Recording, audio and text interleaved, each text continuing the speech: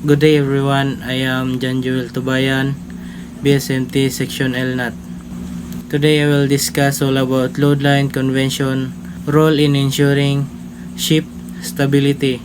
The International Load Line Convention is the key maritime regulation that establish requirements for ship stability, safety, and seaworthiness by defining the limits on how deeply vessel can be submerged under a various condition. Its main purpose is to ensure that the ships maintain the scent freeboard, the distance between waterline and the deck, preventing excessive loading and could compromise stability and seaworthiness. The objectives of the Load Line Convention: first, prevent overloading. Ensures the vessel do not exceed safe loading limits, reducing the risk capsizing, taking on water. The second, enhance seaworthiness. Maintains a safe level and buoyancy and freeboard to handle different sea condition. The third one, ensures structural integrity.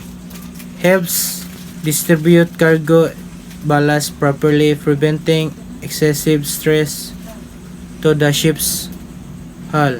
The fourth one, standardized safety regulations. Implements international standards for ships loading, ensuring uniform safety practices worldwide. The fifth one, improves stability and reserves buoyancy. Ensures ships have enough reserve buoyancy to recover from waves, rough seas, or other disbalancing forces. The markings required by the Load Line Convention. Load line markings, also known as the plimsoll marks, indicates the maximum depth to which ships can be legally loaded in errant water condition. These markings place a midship on both sides of the hull. First, the load line marks plimsoll line, a circular symbol with a horizontal line through the center representing the summer load line. Second one, load line marks for the errant condition. The markings are TF, TS, WNA. The weather condition are tropical freshwater, tropical seawater, summer seawater, winter seawater, winter North Atlantic.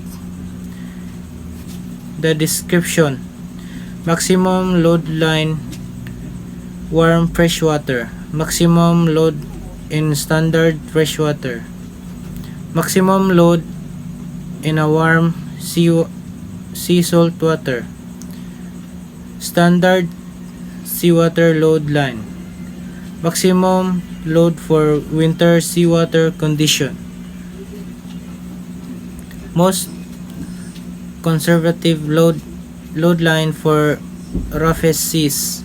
The markings account for changes in water density and weather conditions, ensuring that ships remain stable under the different environments. That's all. Thank you.